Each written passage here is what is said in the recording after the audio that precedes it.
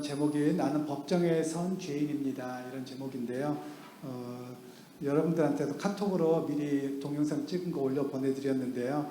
아마 영상을 보실 수 있어서 좀 덜 참여하신 것 같기는 합니다. 영상을 이렇게 만들었던 이유는 여러 가지 생각이 있습니다. 오신 분들도 있지만 영상을 보내보니까 보시는 분들이 훨씬 많더라고요. 그래서 한 사람이라도 좀 더 봤으면 좋겠다.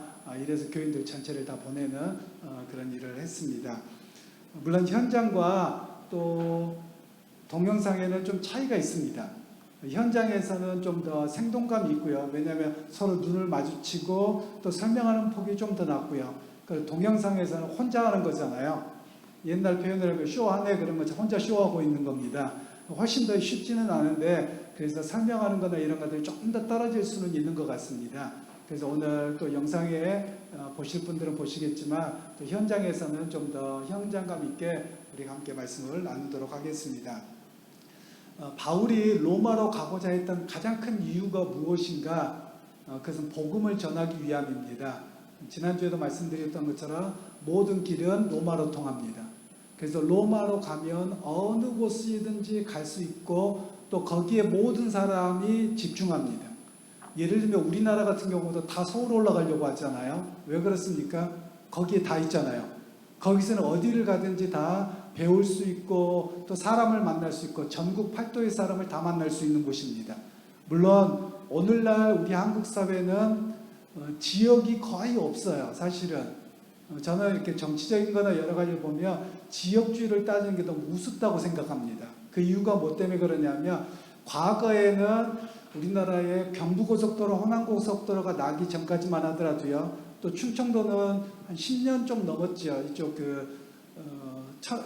제천이나 뭐 또 어디죠? 그 섬 안면도 이런 데 가기가 굉장히 힘들었어요. 돌아가려면. 그런데 지금은 대진고속도로도 그렇고 뭐 전라북도 무주 뭐 이런 데도 다 가기 어렵잖아요. 경상도 중에서 경북 안동 이런 데 지금 가기가 다 쉬워졌잖아요. 그러니까 결혼하는 걸 또 보면 옛날에는 지역 사람들끼리 결혼합니다. 멀어봤자입니다. 그런데 지금은 어디든지 쉽게 갈 수 있기 때문에 서울이 됐든 어디든지 전혀 상관이 없는 그 지역주의도 좀 웃기는 그런 상황입니다. 그런 면에서 보면 모두가 이렇게 중앙으로 가려고 하는 이유는 많은 사람을 만나고 많은 일들을 할 수 있는 그런 기회가 있기 때문에 그러합니다. 바로 바울도 그런 관점입니다. 제가 이것과 관련돼서는 지난번에 말씀을 드릴 때 우리나라에 온 외국인 노동자들을 어떻게 바라볼 것이냐에 대한 이야기를 한번 드렸어요. 외국인 노동자들을 바라보는 관점이 바울의 관점이기도 합니다. 그냥 로마에 가면 단순하게 로마 제국 시민권자만 있는 것이 아니라 이방인들이 있는 겁니다. 그리고 거기에 노예 신분, 노예라고 해서 못 배운 사람만의 문제가 아닙니다. 정복해서 그 사람들을 데려오면 그 사람들이 노예가 되는 건데요. 그런 많은 사람들이 다 있는 겁니다. 그래서 얼마든지 복음을 전할 수 있고요. 또 로마에 가면 사람들이 어떤 상황이냐면 로마에만 머무는 것이 아니라 로마에 잠깐 왔다가 자기가 원래 살던 곳으로 오고 가고 하는 일들이 많이 벌어집니다. 바로 그런 일 때문에 바울은 가서 복음을 전하고자 하는 그런 모습이 있었음을 볼 필요가 있는데요. 그래서 바울의 복음을 배우다 보면 그의 복음의 행로를 배우다 보면 우리 한국 안에 들어와 있는 외국인 노동자에 대한 관점도 보입니다. 즉 우리가 나가서만 선교하는 것이 아니라 이미 들어와 있는 사람들을 품고 그들에게 복음을 전하는 기회가 되어야 함을 또한 우리가 배울 수 있는 부분이기도 합니다. 자, 그래서 여러분에게 1번과 2번을 같이 읽어보실까요? 1번과 2번입니다. 시작. 바울이 로마로 가기를 간절히 원했는데 그 방법은 자신의 생각과는 달랐습니다. 여행자혹은 순례자, 전도자의 모습이 아니라 죄인의 모습으로 가게 됨. 로마로 가게 된 여정이 이렇게 정상적이지 않게 된 이유는 아시아에서 온 유대인들이 예루살렘에서 나를 붙들고 소동을 일으켰기 때문. 오늘 우리도 주님의 복음을 위해서는 생각지도 못한 억울함 등을 당함으로 복음의 전도 역사가 나타나기도 한다. 자, 바울이 로마에 원래는 순례자로 또는 복음 전도자로 가기를 원했어요. 그런데 그런 길로 열리지 않았습니다. 오히려 죄인으로 가게 됐는데 사도 바울이 3차 전도 여행을 마치고 예루살렘에 갔을 때 바리새인들이 소동을 일으킵니다. 바울이 이전에 전도했던 지역 사람들이 와서요. 참 그 사람들도 열심히 대단하죠. 그렇게 해서 바울은 오히려 죄인의 신분으로 로마까지 가게 되는 그런 상황이었다는 것입니다. 오늘 이런 면에서 한국교회의 역사를 한번 보면 강의에는 이런 내용 없습니다. 강의 영상에 들어간 내용은 없고요. 제가 설명을 드리면 한국교회가 좀 독특한 면이 몇 개 있습니다. 외국 교회와 다르게. 그 첫 번째는 한국에는 선교사님이 우리나라 땅을 밟아서 복음을 전하는 것으로 복음이 시작되지 않습니다. 우리 한국교회는 오히려 옛날에 서학이라 그래서 성경책을 중국으로부터 가지고 옵니다. 배웁니다. 그래서 그 성경책을 보다가 예수를 믿게 된 겁니다. 그래서 한국의 최초의 교회가 아마 북한 쪽에는 평안도는 아니고요. 함경도인 것 같은데 정확하게는 이제 잊어버렸습니다만 소래교회라고 하는 곳이 있습니다. 소래라고 하는 곳에 모여진 사람들이 교회로 모였는데 주택이죠. 그래서 거기가 최초로 소래교회 공동체가 됩니다. 그리고 옛날에 선교사님 중에 이 압록강주 쪽에 그 만주 쪽에를 복음 전도하는 존 로스 선교사님이 우리나라 땅에 아직 선교사들이 땅에 안 밟았는데 예수를 믿겠다고 세례받으러 온 사람이 당시에 그분의 기록에 의하면 3,000명이었다고 합니다. 특이한 역사를 가지고 있어요. 그런데 거기에서 또 다른 특이한 역사가 있습니다. 이건 좋은 면이기도 하고 나쁜 면이기도 합니다. 여기는 굉장히 좋은 면이에요. 하나는 뭐냐면 원래 교회라고 하는 곳은 복음 전도자나 선교사들이 가서 복음을 전하는 일인데 우리 한국 교회는 부흥의 역사가 서로 마음에 안 맞아서 싸워서 갈라집니다. 한국 교회에 보면 싸워서 안 갈라진 교회가 별로 없는 것 같아요. 외국에 있는 한국 교회도 마찬가지고요. 우리가 유독 그게 심합니다. 그런 면에서 안타까운 면이 있기도 하고요. 그런데 또 거기에는 하나님의 또 다른 섭리가 있어요. 지금은 이제 잘 교회가 이렇게 분할되고 이런 게 많이 없어 보이는데요. 두 개 교회가 예를 들면 각 200명이었다. 그럼 나눠졌다 그러면 150명, 50명 될 것 같은데 두 교회 다 커요. 이상하니 그런 역사가 많습니다. 그러니까 복음은 어떤 면에서 우리는 이렇게 다투고 갈라졌다고 해서 우리는 굉장히 안 좋다고만 생각하는데 오히려 하나님의 역사는 서로 갈라졌지만 그 일을 통해서 복음 전도의 확장의 역사는 더 넓어졌다. 이런 의미를 갖고 있습니다. 이것은 이제 우리 한국교회의 역사가들과 선교학자들이 바라보는 특이한 면이라는 거예요. 그래서 우리의 생각은 우리는 다툼이었지만 하나님의 복음의 역사는 멈추지 않고 계속 확장된다. 이런 이야기를 하고 있는데요. 그런 면에서 우리 한국교회가 좀 두 가지의 특징을 가지고 있기는 합니다. 그러면 이제 한국교회가 나가야 될 방향이 하나가 있어요. 그게 뭔지 아세요? 한국교회는 이제 계속 저물어가고 있어요. 여러분들이 유럽을 가보시고 그러면 교회마다 지금 다른데요. 우리나라와 또 아프리카와 중남미를 가리켜서는 제3세계라고 합니다. 기독교 국가에서는. 기독교가 유럽에서는 활발하다가 이제 그들에게 문화로만 남았습니다. 미국도 그렇게 되어버렸습니다. 한국 교회도 문화로도 안 남습니다. 한국 교회는 기독교 문화권이 아니기 때문에요. 그런데 1984년도에 우리나라 선교 100주년이었을 때 하는 이야기가 있었습니다. 한국 교회가 유럽 사회에 2000년 동안 부흥했다가 2000만에 몰락한 그 길보다 더 빠를 거다. 그래서 준비하고 있어야 된다라고 했어요. 준비를 했을까요? 안 했을까요? 준비를 안 했습니다. 왜냐하면 우리는 준비를 미리 하기보다도 그때 닥치면 알아서 하겠지. 이런 마음이 좀 있는 것 같아요. 그런데 생각보다도 교회의 몰락이 더 빨리 오고 있습니다. 우리 한국 교회. 우리 교회를 봐도 그렇지만요. 주일학교 없는 교회들이 이제는 허다합니다. 한국 교회에 보면. 그러면 다음 세대가 없는 교회가 돼요. 그러면 나아갈 방향이 뭐가 되냐면 이제 교회가 합병되는 일들이 앞으로 생길 겁니다. 이런 용어를 거의 여러분은 못 들어보셨을 텐데 저는 이민교회에 있다 보니까 이민교회는 합병되는 예가 많습니다. 왜냐하면 한쪽 교회는 교회당을 갖고 있고 한쪽 교회는 교회당이 없다. 그러면 합병하기도 하고요. 교회당이 있어도 서로 합병하기도 합니다. 그래서 한 공동체를 이루려고 합니다. 그런데 끝까지 잘 이루고 가면 좋은데 꼭 다퉈서 또 깨져요. 교회가 깨진다는 말을 여러분 안 들어보셨을 텐데 저는 처음에 갔더니 교회가 깨진다 그러더라고요. 그래서 뭔 소린가 봤더니 교회가 잘 성장하다가 서로 다툼이 생기면 교회가 문제가 생겨버리는 겁니다. 그런 면에서 참 안타깝습니다. 왜냐하면 서로가 다르더라도 천국 가면 안 볼 사람 아니잖아요. 안 볼 사람처럼 서로 그렇게 행동하고 있어서 안타깝기는 한데요. 그래서 외국에 나가 있는 교회들이 합병들을 많이 하는데 한국 교회도 앞으로 그렇게 될 거라고 봅니다. 돼야만 합니다. 너무 교회가 많고 서로 생존하지 못해요. 그래서 요즘에는 어떤 제안까지 하고 있냐면요. 저도 똑같은 제안을 했는데 어떤 분도 똑같은 이야기를 하셨더라고요. 교회당 건물은 하나인데 교회 공동체는 여러 개인 교회가 생겨날 겁니다. 예를 들면 우리가 서서문교회다. 그럼 우리 안에 다른 교회 분들이 들어와서 동문교회, 뭐 예를 들면 이렇게 하고요. 건물만 똑같이 쓰는 공동체로 생겨날 확률이 많다는 겁니다. 아주 생소하죠?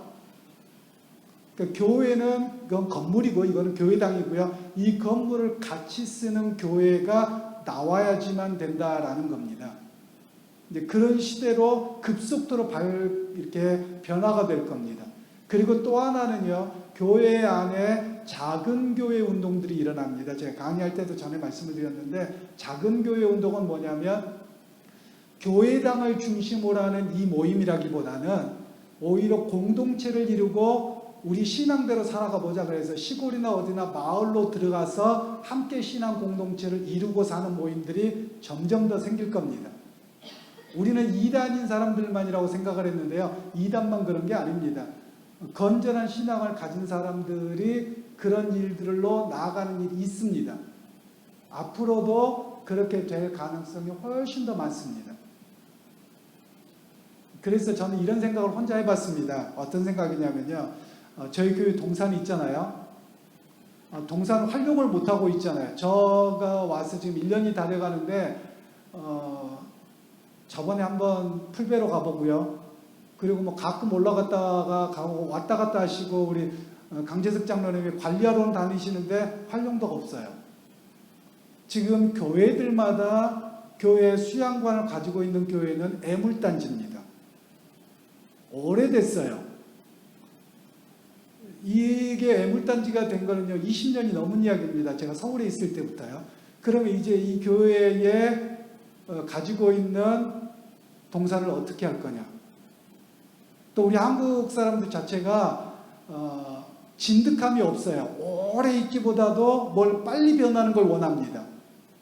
그러니까 거기에 뭐 캠핑장을 만든다, 옛날에는 수양관을 만든다, 뭐 여러 가지를 다 해봤는데 사람들이 금방 실증나서 또 어려워지는 겁니다. 그렇다고 보면 장기적으로 보고 뭐 할 때는 교회가 이제 다 연세 들어가시잖아요. 그죠? 연세 드시면 다 어디 가시나요? 요양병원 가시잖아요. 지금 한국 나와보니까 제일 많은 게 요양병원, 그 다음 주검놀이센터 이런 게 어르신 놀이센터가 제일 많더라고요. 그래서 제 혼자 개인적인 생각입니다. 정해진 것도 없고 아무것도 없는데 이런 생각을 해봤습니다. 여러분 생판 모르는 노인요양원 가서 아무도 몰라요. 서로. 그런데 가서 있는 게 편할까요? 아니면 예수 믿는 사람들끼리 기존에 신앙생활 했던 사람들끼리 그래도 같이 있으면 좀 나을까요? 너무 오래 같이 있어서 지겨워서 싫어요? 어떤 분들이 그러세요. 결혼 생활하면서 너무 힘드셨다 그래요. 남편하고 아내하고. 그래서 서로 이제 다시 태어나면, 우리 기독교에서 말은 안 맞지만 다시 태어나면 이 남자하고 이 여자하고 결혼하겠습니까? 그랬더니 아니래요. 어떤 사람들이. 왜요? 그랬더니 딴 남자나 딴 여자하고 살아봐야죠. 저 사람하고 평생 맞추면서 힘들었는데 이래요. 제가 뭐라 그랬는 줄 아세요? 아니 평생 맞추느라고 힘들었는데 또 딴 사람 만나서 평생 맞추다가 살 거냐고. 이제 조금 맞춰놨는데. 여러분 어떠세요? 이제 조금 맞춰놨는데 그때 가서 새로 맞춘다고요? 아유, 그 고생을 왜 합니까? 생각을 바꿔보세요. 아우, 저 인간, 제가 전에도 말씀드렸잖아요. 백마탄 왕자 안 만난다고요. 공주 안 만납니다. 그런 일 거의 없습니다. 99.99% 이상이 없어요. 근데 우리는 그런 속에서만 자꾸 이런 이야기를 하는 겁니다. 제가 이런 이야기를 드리는 것은 뭐 우리 한국 교회의 전반적인 문제입니다.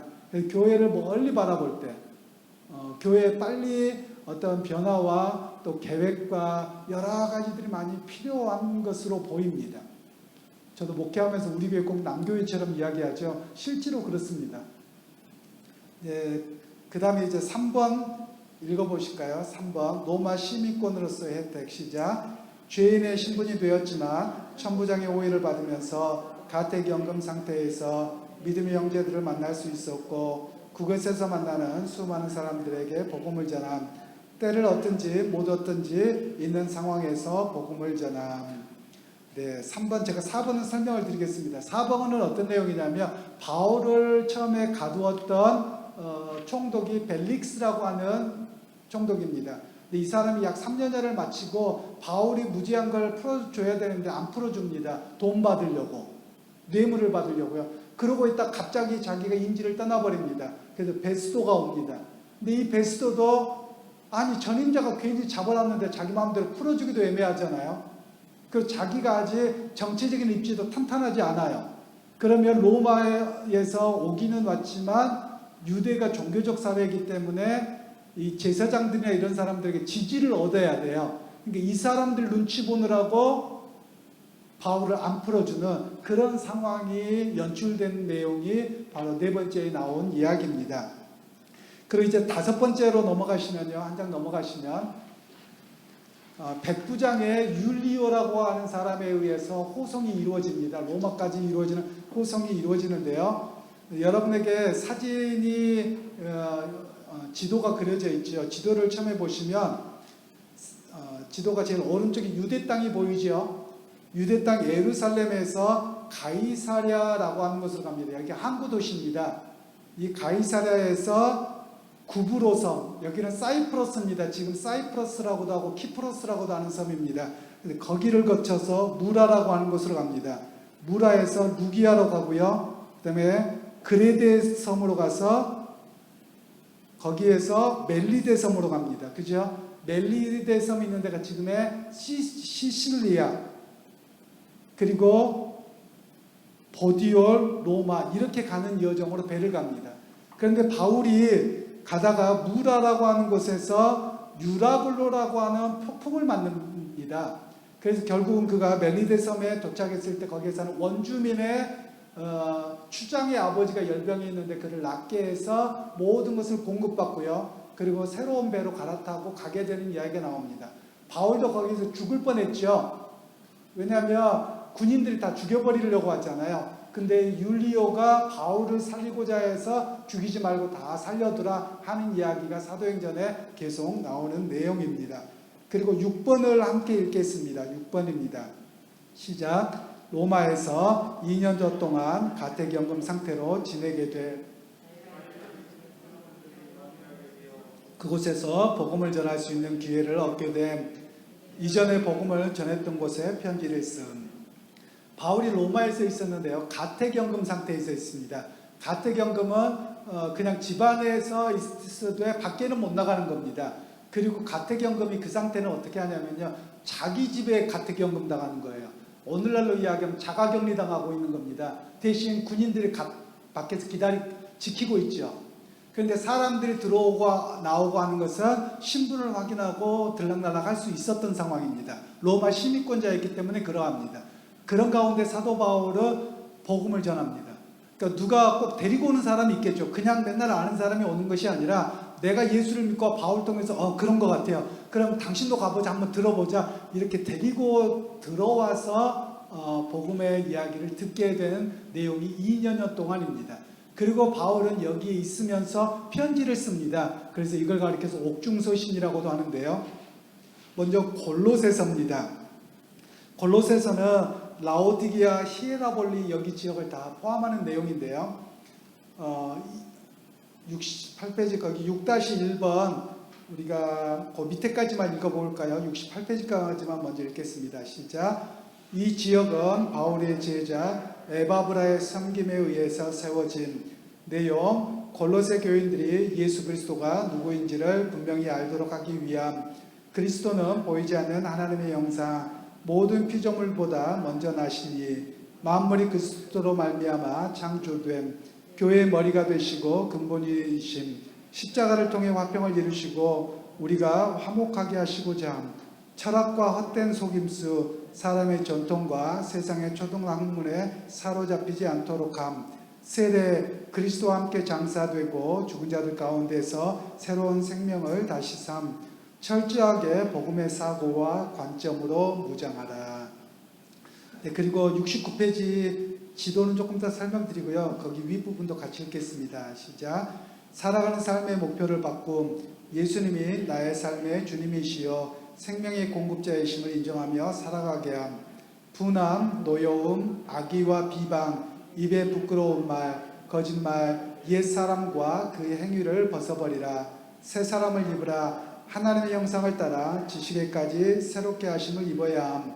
새 사람으로 살아가는 모습, 그리스도가 용서하신 것처럼 우리도 서로를 용서하고 사랑하는 삶, 가정의 질서, 남편과 아내, 부모와 자녀들의 관계를 바르게 세우면서 살아가라. 세월을 아끼라. 항상 은혜 가운데 소금으로 맛을 냄과 같은 언어 생활, 소금, 맛을 냄, 부패 방지. 결국 사람의 말은 누군가를 부패하고 상처나게 하는 삶을 살아서는 아니됨. 그리고 여러분 지도가 나오지요. 지도의 한가운데 보면 히에라볼리, 라오디게아, 골레소에 이렇게 나오지요. 네, 여기가 나오는데요. 여러분 영상을 보긴 하셔야 되겠네요. 이 부분 제가 사진을 몇 개 올려놨어요. 영상에는요. 이 지역이 지금은 파무칼레라 그래가지고요. 여기는 온천 지역입니다. 그래서 이 온천이 이렇게 사진을 보면 그 전체가 하얀 눈이 온 것처럼 돼 있어요. 그런데 석회질 때문에 전체가 다 하얗습니다. 제가 들어가 봤죠. 뭐 따뜻하더라고요. 그리고 여기가 어디하고 연결되냐면 요한계시록에 보면 너희가 덥든지 차갑든지 해라는 말씀이 있죠.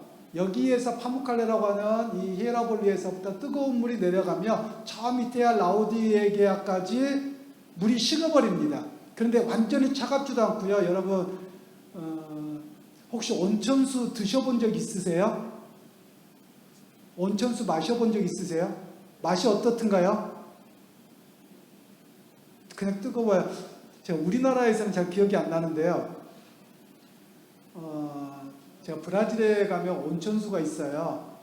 거기가 아과지 성 베드로, 그러니까 성인 베드로의 물 이렇게 번역이 되겠죠. 근데 거기에 가니까요, 물이 한 3가지인가 4가지인가 온천수가 나옵니다. 그래서 떠 먹을 수도 있게 해놨어요. 딱 맛있잖아요. 맛이 어떨까요? 좋을까요? 나쁠까요? 유황온천인데요. 달걀 썩은 데가 확 납니다. 많이 마시면 큰일 나요. 그래서 조금만 마시라고 하는데요. 유황온천은 기본적으로 달걀 썩은 데가 나거든요. 근데 여러분 그게 뜨거울 때는 그래도 그 향이 덜합니다. 차가울 때는 뭐 그렇지 괜찮죠. 근데 미지근해 보세요. 여러분 어떻겠습니까? 못 마십니다. 예를 들면 이렇게 생각하시면 돼요. 우리나라 물은 좋은 물인데요. 여러분 지금 이런 날씨에, 여름 날씨에 차 밖에다 세워놓으셨죠? 그리고 거기에다가 그냥 마시던 물 그대로 놔둬보세요. 그리고 차에 1시간 뒤에 그 물 마시려고 하면 여러분 마실 수 있으세요? 운전을 많이 안 하셔서 그러시나요? 못 마실 겁니다. 왜냐하면 물이 미지근해가지고요. 그냥 구역질 날 정도의 맛이 돼버립니다.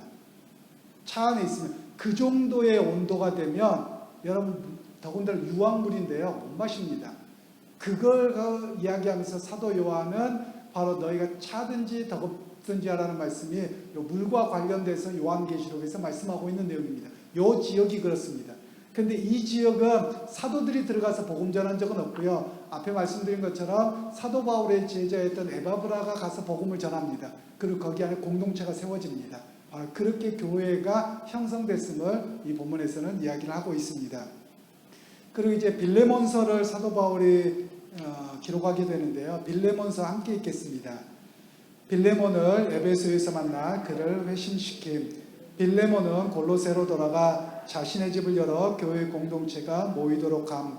바울의 부탁, 빌레몬의 종이었던 오네시모에 대한 부탁, 종으로 대하지 말고 형제로 대해달라. 무슨 말씀이냐면요, 이거는 개인 서신이라고도 하는데 사도 바울이 로마의 감옥에 갇혔습니다. 그런데 거기에서 죄인으로 있던 오네시모라고 하는 사람을 만났어요. 이 사람 예수를 믿게 됐습니다. 근데 이 사람은 밖에를 왕래할 수 있었던 것 같아요. 죄인으로 있었던 건 아닌 것 같아요. 그런데 이 오네시모가 예수를 믿고 보니까 자기가 어떤 사람인지를 이야기하는 거예요. 자기가 원래 에베소라고 하는 지역에, 골로새라고 하는 지역에 원래 자기는 노예 신분이었는데 그 집에서 도망쳤다는 거예요. 도망쳤는데 어떻게 해야 되느냐, 이야기하다 보니까 사도 바울의 제자집인 거예요. 사도 바울의 제자가 빌레몬이었거든요. 여러분, 이런 일이 있겠습니까? 없겠습니까? 딴 나라 갔는데 이런 일이 있어요. 제가 이야기를 드렸나요? 세상이 얼마나 좋은 줄 아세요? 제가 브라질에 처음 갔습니다. 처음에 가서 상파울로에서 가서 장로님들하고 뭐 이렇게 하고 식사를 하러 가는데 누가 한국 식당 앞에서 필승 인사하는 거예요. 깜짝 놀랐죠. 누군데 나한테 인사를 해? 그러고 봤더니 선배님, 뭐 심석현 해병님 막 이러는 거예요. 저희는 이제 해병대는 뭐 계급을 부르는 게 아니라 해병님이라고 부르거든요. 빨리 부르면 어떻게 되는지 심석현 햄 이래버립니다. 해병님이 막 짧게 부르다면 햄으로 바뀌더라고요. 근데 그러는 거예요. 그러고 봤더니 교회 나왔던 후배예요. 10수년 만에 어떻게 저를 알고 거기에서 만납니까? 그뿐이겠습니까? 건너서 아는데요. 별나별 사람들 다 만나더라고요. 우리나라에 있으면 잘 몰라요. 그런데 외국에 나가 있으니까 혹시 누구 아세요? 누구요? 한두 다리만 건너면 모르는 사람이 없어요. 또 제가 이런 경험이 있습니다. 브라질에 가 있다가 제가 그 일은 안 했는데 한국에 잠깐 나왔었어요. 근데 택시를 탔습니다. 무슨 이야기를 하다 보니까 어떤 분이 자기 아는 사람을 좀 찾아달래요. 누구요? 그랬더니 이름까지 적어주는 겁니다. 브라질로 누가 갔는데 좀 찾아주라고. 근데 어떤 상황인지 모르니까 못 찾겠더라고요. 그런 예가 여러 번 있었는데요. 한 번은 진짜 찾아드린 적도 있습니다. 제가 아는 목사님이 저에게 부탁을 하셨어요. 브라질에 가 있는데 그래서 자기 교인 중에 어떤 집사님이 자기 친척을 뭐 외삼촌인가 누군가 되는데 너무 만나고 싶은데 브라질로 이민을 갔다는 거예요. 찾아달라는 거예요. 제가 찾아드렸을까요? 안 찾아드렸을까요? 거기는 찾아드렸죠. 왜냐하면 목사님을 제가 알잖아요. 모르는 사람이 아니잖아요. 그렇게 해서 찾아드렸어요. 그런데 우리 한인 사회는 잘 몰라요. 어떻게 원분인가 도대체 모르겠는 거예요. 그래서 이제 우리 브라질에 있는 선교사님들, 목사님들이 서로 연결들이 되니까 혹시 목사님 이런 분 아는 분 계세요? 그랬더니 아마도 거기가 2단 계열인 것 같다. 왜 목사님은 2단 아니세요? 그런데 2단에 저기 하니까 2단이 모인 어떤 그 카페가 있는데 거기 가서 물어보라는 거예요. 거기 가서 물어봤더니 아니나 다를까 맞대요. 근데 어디가 있냐? 그랬더니 브라질의 수도가 혹시 어딘 줄 아세요? 브라질의 수도. 상파울로는 아니고요. 브라질리아입니다. 그 브라질리아라고 있는데 저는 한 번도 못 가봤습니다만 그 수도 근처에 집단 농장을 이루고 사는 사람들이 있대요. 한국 사람들이. 거기서 생활하신대요.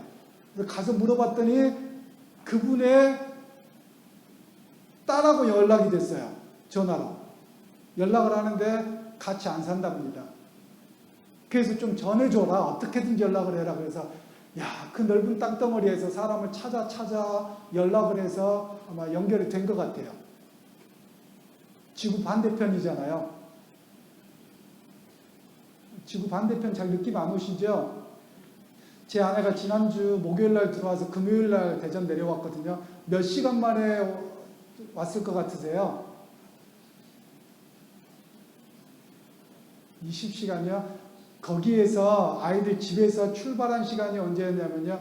수요일날 오전 10시입니다. 수요일날 오전 10시, 한국 시간으로요.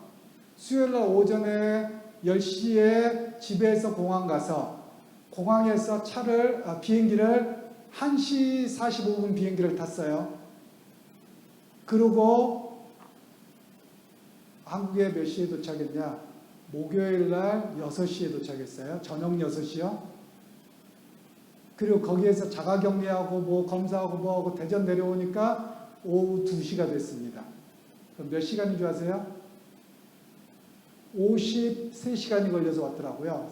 계산을 해보니까. 별로 뭐요. 50시간 이렇게 감이 안 오시죠? 비행기에서 30시간. 저희 어떤 분들이 그러세요. LA하고 상파울로는 가깝잖아요. 그러길래 제가 뭐라 그런 줄 아세요? LA에서 상파울로까지 12시간 걸려요. LA에서 상파울로까지 12시간이 걸려요.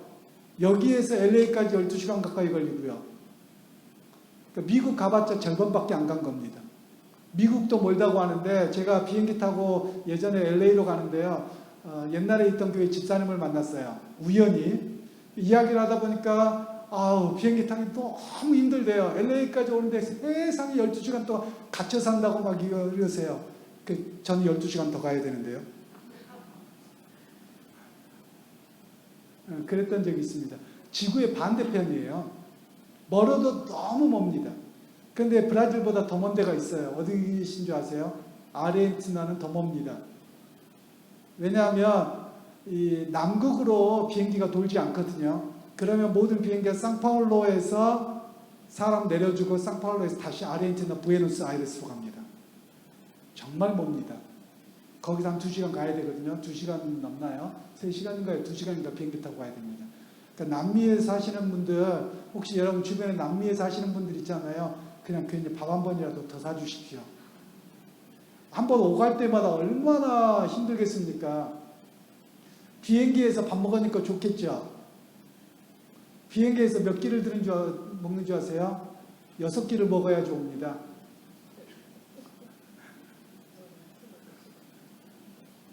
쉽지 않죠. 잠을 자고 깨고 해도요. 영화를 봐도 안 오는 데가 우리나라더라고요. 보통 좀 쓰시는 게 아니에요. 아마 이렇게 오고 가고 하다 보면 그런데 지금은 그래도 여러분 비행기 타니까 얼마나 수월합니까? 사실 그 이야기를 하려고 하는데요. 옛날에는 비행기가 아니라 배 타고 가야 되고요. 걸어가야 됩니다. 이거는 이루 말로 할 수 없는 고생길이죠. 예를 들면 여러분 어렸을 적에 여기 계신 분들 생각해 보세요. 옛날 같으면 신리 되는 길 그냥 걸어서 학교 다니시는 거 일도 아니었죠. 신리면 4km잖아요. 근데 지금 여러분 4km 걸어가시겠어요? 도로도 이렇게 좋은데. 안 가시면 한정거장도 안 가잖아요. 차 타고 가야 되잖아요. 요즘에는. 이런 시대예요. 근데 그때는 얼마나 복음 전하는 일이 어려웠겠습니까? 그리고 생각해 보세요. 오네시모 이야기에다가 여기로 갔는데요. 지금 오네시모가 원래 있었던 곳이 여러분 지도에 보시면 골로새입니다. 골로새에서 에베소를 찾아보세요. 왜 가까운 지역이겠습니까? 안 가깝습니다. 비행기 타고 가야 되는 거리입니다. 차로 얼마나 오랫동안 최소한 6시간 이상 가야 되는 거리입니다. 서울에서 부산 거리가 넘을 거예요.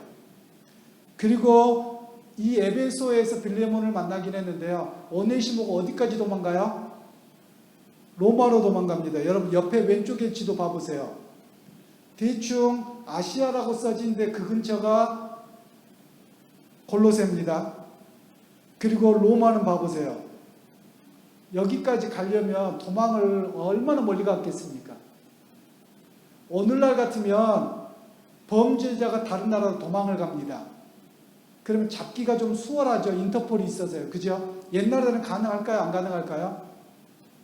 안 가능합니다. 다른 나라 도망가면 잡아올 수가 없어요. 제가 옛날 이야기를 하나만 해드릴게요. 옛날 이야기가 어느 정도 이야기인지 모르겠는데요. 다 그런 건 아닙니다만 간혹가다 그런 분들이 계실 수 있어요. 제가 이제 이 영상은 제가 오늘 설교하고 지울 거거든요. 제가 내려놓을 거긴 합니다. 왜냐하면 지금 이야기하는 거가 예민해서 그렇긴 한데요. 뭐냐면 남미나 미국이나 또는 다른 나라로 이민 가신 분들 중에 극소수가 한국에서 죄를 짓고 도망친 분들이 계세요. 실제로 그렇습니다.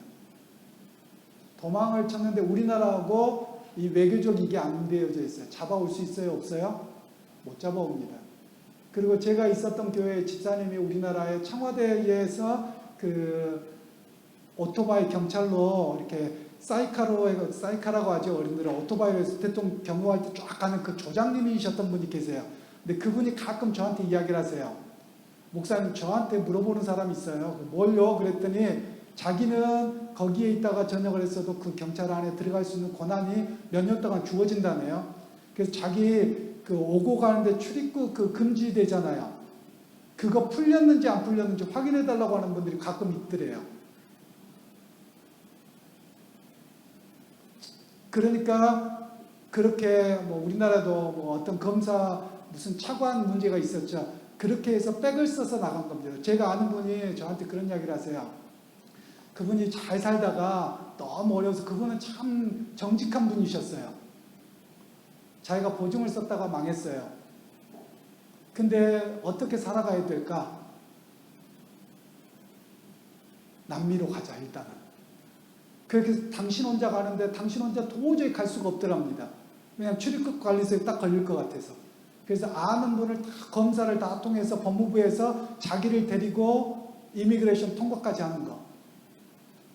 그것까지 해서 나가셨답니다.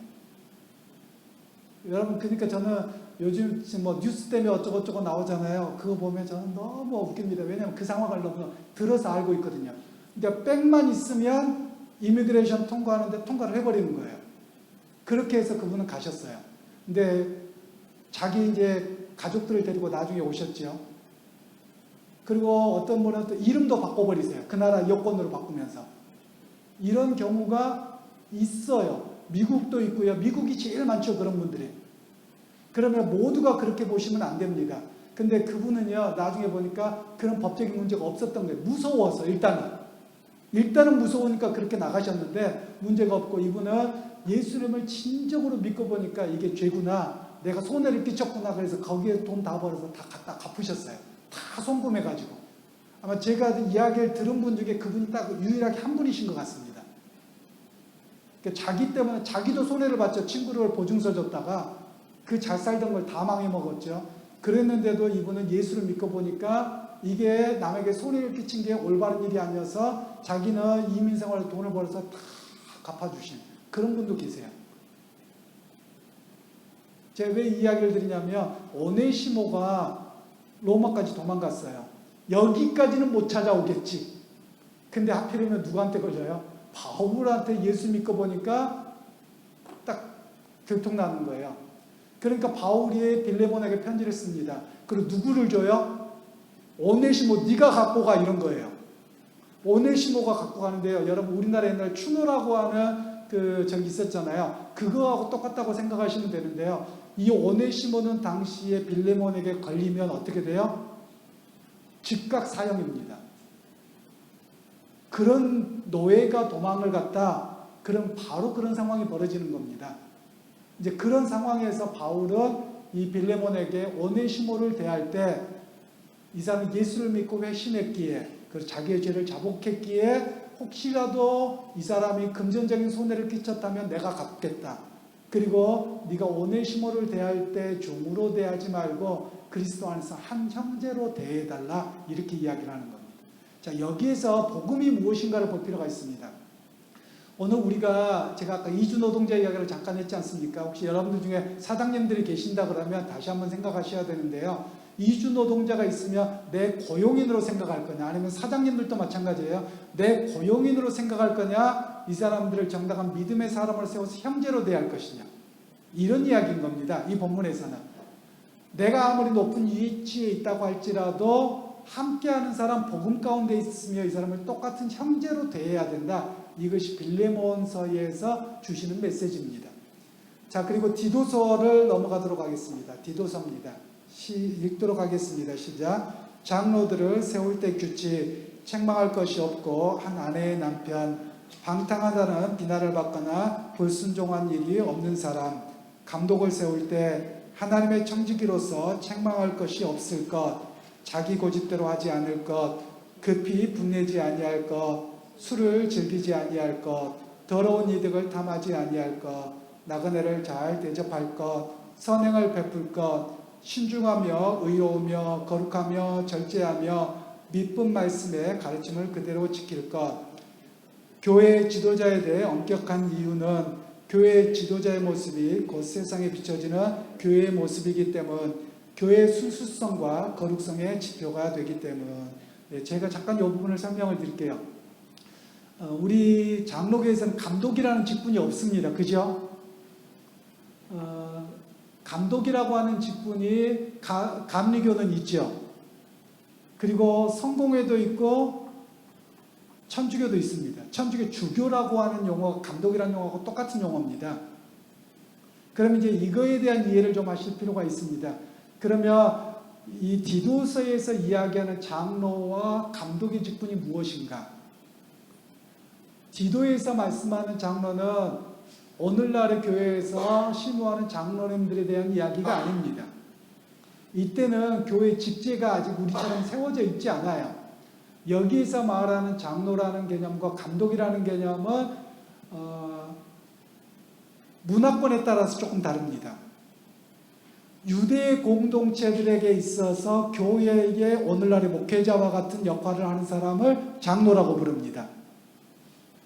그리고 로마 사람들, 로마의 직제 안에 있는 이방인들에게 있어서는 누구냐면 그 사람이 감독입니다.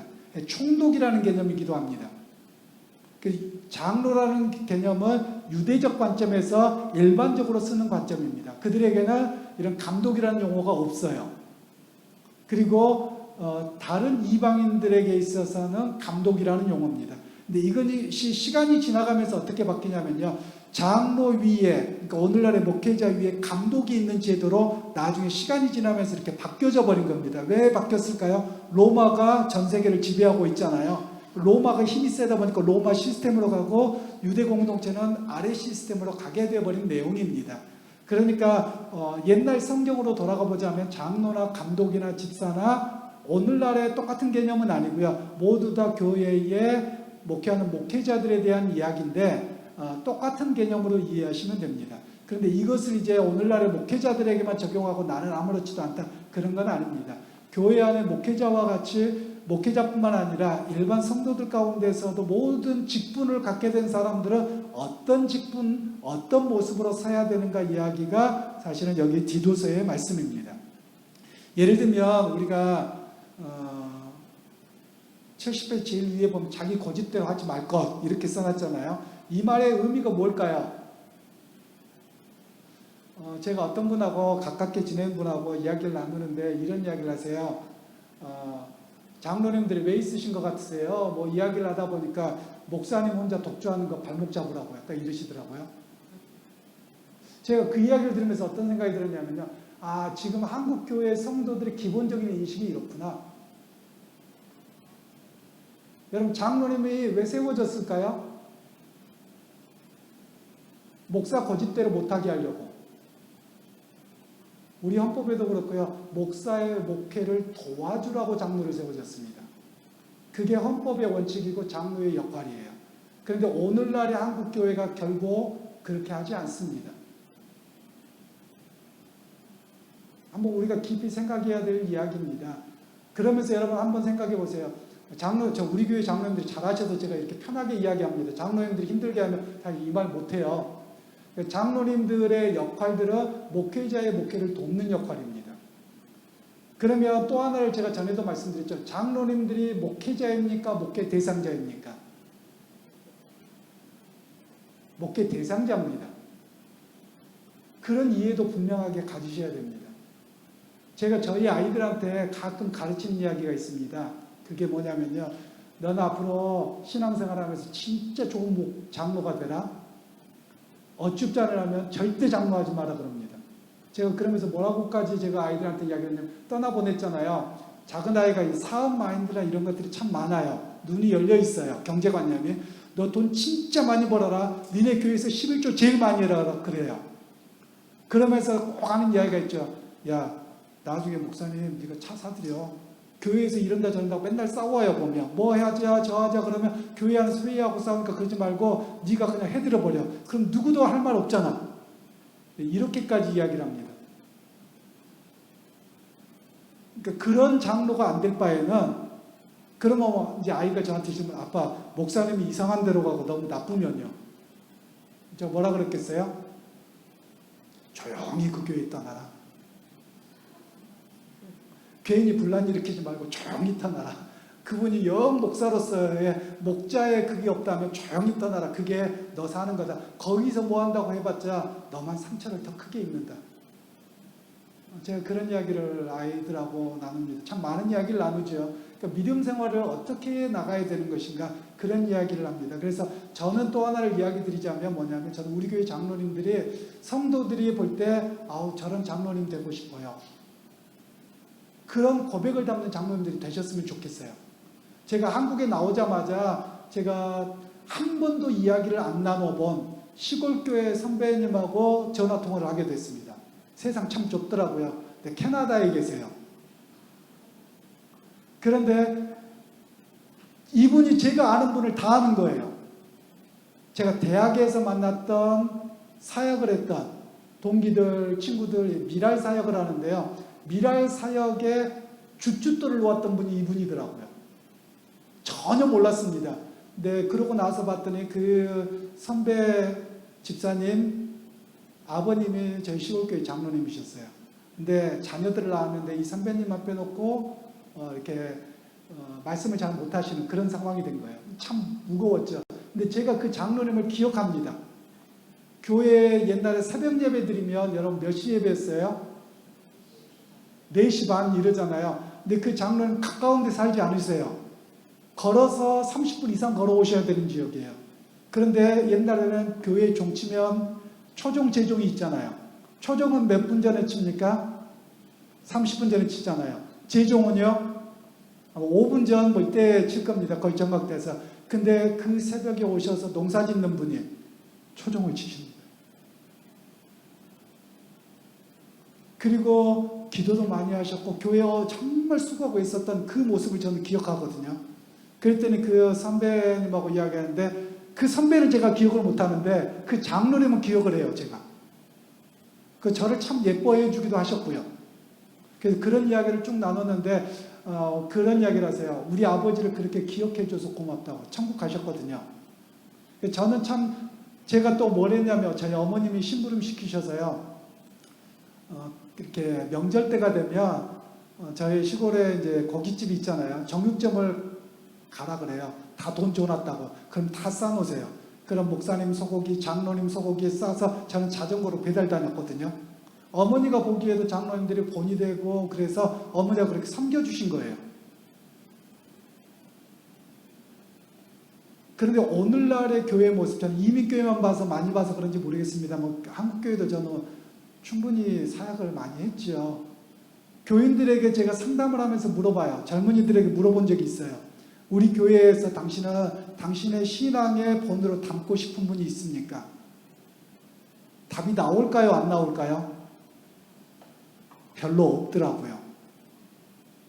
심각한 문제입니다. 우리 교회에서, 저는 우리 교회 장로님들, 권사님들이 젊은 세대가 볼 때, 아, 난 저분처럼 신앙생활하고 싶어. 저분 닮고 싶어. 이런 모습으로 세워주셔야 됩니다. 저분을 볼 때마다 은혜롭고, 저분 볼 때마다 헌신하고, 저분 볼 때마다 누가 됐든지 감싸주고, 이런 분으로 기억되는 중직자들이 되셨으면 좋겠어요. 꼭 그렇게 되셔야만 합니다. 그게 우리가 이 땅에서 어찌 보면 내가 헌신하고 수고하고 애쓰고 직분을 받아서 하는 것에 대한 보상이 수도 있지 않겠습니까? 제가 기도하는 제목이 하나가 있습니다. 그게 뭐냐면요. 제가 하나님 앞에 섰을 때, 야, 신목사, 너 때문에 상처받아가지고 울고 있고 그런 사람 저기 있더라. 저는 그 소리를 안 듣고 싶어요. 제가 부교육자 생활을 하면서 담임 목사님 때문에 상처받아가지고 힘든 분들을 좀 많이 봤어요. 담임 목사님이 좀 물질 있고 뭐하고 그러면 더 가까이 하고, 또 없는 분은 좀 이렇게 해가지고요. 그런 분을 좀 많이 봤습니다. 그래서 저는 제가 그때 전도사 시절부터 항상 다짐했던 거가, 하나님, 목회자가 돼서 누군가에게 상처를 안 줬으면 좋겠어요. 제 평생의 믿음의 고백입니다. 혹시라도 상처를 받았다면 어떻게든지 해결해야 되지 않나 라는 생각을 항상 갖고 살아갑니다. 저나 여러분들이 해야 될 일이지 않을까 싶어요. 목사인 저만이 아니라 내가 혹시 행동을 함으로 말함으로 부지 중에라도 누구에게 상처를 안 입혔으면 좋겠다. 제 평생의 목회의 첫 번째 놓는 게 이겁니다. 뭐 설교를 잘한다, 뭐 한다, 이거는 저는 두 번째고요. 평생을 목회를 했는데 신목사 기억하면, 아유, 저 사람은 지 욕심만 챙기고 성도들 상처 무지 줬어. 저는 이 소리를 안 듣는 게 제 평생의 목회의 첫 번째이기는 합니다. 여러분, 이런 목사가 주님 앞에 가서 그런 칭찬을 들을 수 있도록 도와주시면 좋겠습니다. 그래서 그렇게 돼보려고 애를 쓰겠습니다. 저뿐만이 아니라 여러분들도 혹시라도 나 때문에 누군가 상처받지 않아야지 라는 마음으로 여러분이 같이 교회를 섬겨주시기를 바랍니다. 그러면 여러분들을 누군가가 기억할 때, 아, 그분 정말 좋았던 분이야, 은혜로웠던 분이야, 이렇게 남으리라고 믿습니다. 네, 그 다음에 그 밑에 두 가지 같이 읽겠습니다. 죄인의 아이러니, 유대인은 죄인의 나는 굴레를 씌움, 그러나 보호 가운데서 복음을 자유롭게 전하게 하시는 하나님의 은총이었음. 죄인의 신분이었지만 그리스도 안에서 자유인이지만 그리스도께 묶인 사람. 적용, 나는 과연 나의 삶에서 어려움을 당할 때 어떻게 생각하는가? 나는 어디에 속한 사람인가? 나는 관점과 삶의 방식이 그리스도 중심으로 바뀌어 있는가? 여러분, 말씀은 때를 얻든지 못 얻든지 우리에게 복음을 전하라고 말씀하거든요. 많은 분들이 좋을 때는 복음의 일을 합니다. 교회 일을 기쁘게 잘합니다. 근데 내 마음이 상하면 잘 안 하려고 그래요. 그런데 하나님은 때를 얻든지 못 얻든지 복음의 역사는 이루어집니다. 그 일을 저와 여러분들이 감당해야 될 일이라는 말씀입니다. 여러분들, 그리고 항상 제가 말씀을 드리지만 우리 한국 사회는 비기독교 사회입니다. 그리고 우리가 살아가는 생각, 사고방식 자체가 다 비기독교적입니다. 기본적으로. 한국에서 태어나서 자라기 때문에 어쩔 수 없습니다. 기독교 국가에서 자라지 않았기 때문에 어쩔 수 없습니다. 그런데 우리가 해야 될 일은요, 철저하게 성경적으로 생각을 바뀌려고 애를 쓰셔야 됩니다. 그래서 오히려 기독교 국가에서 사는 것보다도 우리나라에서 살아가면서 신앙으로 살아가려고 내 안에 투쟁이 더 심하셔야 됩니다. 더 노력하셔야 돼요. 왜냐하면 하나님의 말씀으로, 예를 들면 제가 이런 말씀을 드렸나요? 어떤 분들한테 말씀을 드린 적이 있는데요. 요즘에 바뀌어져 있는 것 중에 하나, 예를 들면 우리 교회 앞에 이렇게 있잖아요. 교회 앞에 눈이 많이 왔어요. 근데 지나가다가 사람이 넘어져서 다쳤어요. 누구 책임이죠? 옛날 같으면 지가 똑바로 못 걸어서 그렇지 이렇게 말할 거예요. 그런데 지금은 좀 바뀌어서 우리가 안 해놓으면 우리 책임입니다. 이게 성경에서, 신명기에서 말씀하는 내용이거든요. 그러니까 서양 문화는 이미 그렇게 형성이 되어져 있었어요. 미국에서 실제 있었던 일인데요. 집 앞에 차를 주차해놨습니다. 근데 차키를 안 뽑아놓고 차키를 놔두고 갔어요. 근데 애들이 거기서 놀다가 사고가 나서 애들이 다쳤습니다. 누구 책임이에요? 차주인 책임입니다. 아무나 들어가지 못하도록 차키를 뽑아놔야 되는 거예요. 그 문을 잠궈놔야 되는 겁니다. 그러니까 이게 기본이에요. 이게 상식이라는 겁니다. 그러니까 기독교 문화권에서 있는 상식이라는 거예요. 성경에서 기본으로 오기 때문에. 근데 우리는 어떻게 합니까? 그렇게 안 돼야 하잖아요. 왜냐하면 애들을 어떻게 키웠길래 그래? 여러분, 얘들이 어떻습니까? 천방지축인 게 당연한 겁니다. 여러분 안 그러세요? 그래서 여러분, 저는 이런 생각을 합니다. 저는 이제 아파트가 아니어서 또 전혀 상관이 없는데, 아파트 사시는 분들 참 스트레스 많이 받으신다고 들었어요. 층간소음 때문에. 그런데 다툼의 내용을 보면 애들이 너무 안쓰러워요. 애들이 뛰는 게 너무나 당연하지 않습니까? 여러분 어떠세요? 애들 뛰어노는 거 당연한 거예요. 그럼 누구 책임이에요? 이렇게 집을 지은 사람이 책임이죠. 그러니까 기독교인이라고 하면 어떤 걸 아셔야 되냐면요. 우리가 기독교인이라고 해서 그냥 가만히 은혜로만이 아니라 이런 삶이 되었을 때 시공업체에 대해서나 나라의 어떤 건축법에 대해서 항의를 하고 이런 것들에 대해서 해달라고까지 요구할 수 있어야 되는 모습으로 가야 되는 겁니다. 이게 상식이라는 거예요. 아이들은 뛰어노는 게 너무 당연한 건데 그걸 못하게 집이 시끄러우니까 그러고 천장에다 던지고 뭐하고 막 이런 일들이 더 생기는 거는 그리고 그것 때문에 살인사건이 나고 이거는 상식이 무너졌기 때문에 그럽니다. 상식이 없는 사회이기 때문에 그러합니다. 기독교 문화권에서는 그런 상식이 있어요. 그리고 또 어떤 상식이 있냐면요. 제가 브라질에서 생활을 하다 보니까 평일날은 여러분 집을 이사를 할 때 우리나라는 새벽같이 이사가 가능하죠. 토요일날 주일날 쉬는 날 가능하죠. 그 나라에서는 상식이 어긋납니다. 안 됩니다. 왜냐? 사람들이 집에 들어와서 쉬는 시간이에요. 안식을 취해야 되는 시간에 짐이 오르락내리락하고 엘리베이터를 쓰고 뭐하고 하는 것은 이걸 깨는 거예요. 그렇기 때문에 이사가 안 됩니다. 그리고 평소에는 밤 10시가 넘어서 시끄럽게 사람들하고 막 떠들면 안 됩니다. 처음에는 경고장이 날라와요. 그 다음에는 벌금이 날라옵니다. 아주 세요. 뭐라고 말을 못합니다. 그런데 금요일 날 밤, 토요일 밤은 새벽 2시까지 떠들고 놀아도 괜찮습니다. 왜냐하면 그날은 이제 세상에 나가서 일하지 않고 밤늦게까지 가족들이 같이 할 수 있는 시간이기 때문에 열려 있다는 거예요. 근데 그걸 또 어기면 벌금이 막중하죠. 뭐 답이 없어요. 근데 우리는 내가 잘못해놓고 뭐라고 이야기합니까? 나만 떠드는 줄 알아. 저 집도 떠들어. 막 그러면서 싸워요. 내가 어긴 거면 그냥 닫는 게 맞는 겁니다. 그게 상식이라는 거예요. 이게 기독교 문화권이 가지고 있는 상식입니다. 모두가 똑같은 생각이에요. 제가 독일에 유학을 갔을 때 이런 일이 있었습니다. 독일 사람들은 법을 잘 지켜요. 모두가 차선에 그 횡단보도에 서 있습니다. 어떤 사람 급해서 딱 뛰어가잖아요. 그럼 사람들이 다 뭐라고 합니다. 다 쳐다봅니다. 너는 질서를 깨뜨렸다는 거예요. 그리고 또 우리 한국 학생들은 어떻게 하냐면요. 토요일 날 집안에 막 청소를 합니다. 그리고 진공청소기를 막 돌리잖아요. 진공청소기 시끄럽잖아요. 할머니들이 뭐라고 합니다. 너는 질서를 깨뜨렸다는 거예요. 모든 가족들이 집에 들어와서 쉬는 시간인데 그 시간에 너는 이걸 하면 안 된다는 거예요. 그 집안에서 아파트에서 다른 사람들이 쉬고 있는 것을 방해했다는 거예요. 한 번만 더 하면 벌금.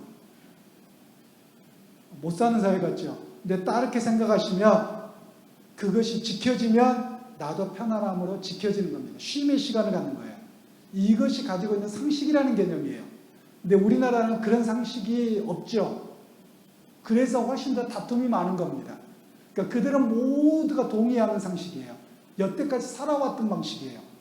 우리는 그런 삶의 방식이 갑자기 발전한 나라이기 때문에 그런 것들이 없이 왔어요. 제일 어려운 게 뭔지 아세요? 운전입니다.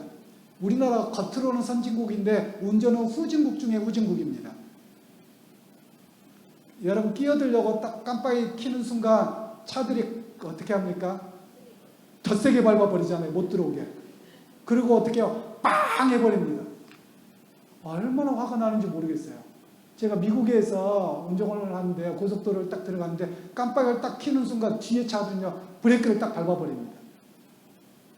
권사님 같이 가셔서 아시죠? 쫙 서줍니다. 브라질 같은 경우도요 도로는 형편없어요. 차도 형편없어요. 근데 깜빡이 끼고 해주잖아요. 그럼 다 서줍니다. 우리나라는 제가 이랬거든요.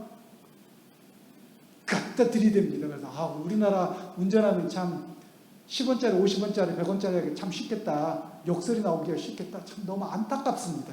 그러면서 여러분 어떠세요? 욕하면서 승질나잖아요. 나만 상하더라고요. 그냥 양보해줘 버리면 편해요. 아무렇지 않으면 저는 가라고 양보를 많이 합니다. 제가 양보하잖아요. 그럼 뒤에서 막 빵빵거립니다. 막. 왜 양보해 주냐고. 아니 저 사람 급하니까 들어가려고 하고 충분히 들어갈 만 하니까 들어가라고 봐줘야지. 그럼 나는 스트레스 하나도 안 받아요. 누구만 스트레스 받아요? 빵빵거리고 뒤에서 막 이러면 이제 욕하고 막 그러죠. 그래 스트레스 많이 받으세요. 저는 속으로 그러죠. 대놓고 하면 싸움 나잖아요. 오늘 우리가 좀 그런 면에서 비기독교적이라는 거예요. 상식이 없다라는 거예요. 그래서 믿음 생활하기 훨씬 더 어려운 겁니다. 우리나라에서가. 그러니까 여러분 마음을 좀 너그럽게 쓰십시다. 우리만이라도. 여러분 운전하실 때 우리나라는 어쩔 수 없어. 아니요. 우리나라 도로 너무 잘 돼 있어요. 차 너무 좋아요. 우리의 성품만 좀 바뀌면 편안합니다. 그러니까 한번 여러분 이렇게 생각해 보시죠. 저 따라서 하면 다 그럴 수 있어. 오죽 바쁘면 그러겠어. 그죠? 그렇게 생각하면 이해 못할 일 없어요. 그래서 다른 나라에는 좀 없는 사고가 많습니다. 우리나라는 아주 잘 자란 사고들이 많잖아요. 양보 안 해줘서 사고 나는 겁니다. 자동차 사고. 다른 나라에서는 그런 사고 거의 없습니다. 왜냐하면 양보를 잘 해주거든요. 그러니까 사고가 나보세요. 승질 나서 빵빵거리다가 안 비켜줬어요. 사고 났어요. 그러면 내 차 안 깨집니까 여러분? 내 차 깨지면 보험회에서 한다 그래요. 그럼 보험 수가 안 올라가나요? 그뿐이겠습니까? 그거 기다려서 내 카차 불러야지 아니면 신고해야지 내 수고가 얼마나 많아집니까? 그런데 양보해 주는 건 1분도 안 걸립니다. 근데 사고가 나면 1분이 뭐예요? 내가 손해봐야 될 건 감정적으로 해서 너무 많습니다. 그러니까 저나 여러분들 좀 너그러우실 필요가 있어요. 운전에서만이 아니라 교회 안에서도 그렇습니다. 다 너그러우시면 좋겠어요. 그러면 여러분 스트레스 받을 일이 많이 줄어듭니다. 오늘 사도 바울을 통해서 우리에게 하시는 메시지 중에 하나가 그리스도인으로서 살아갈 때 좀 넉넉함, 그런 모습으로 제가 결론을 맺겠습니다.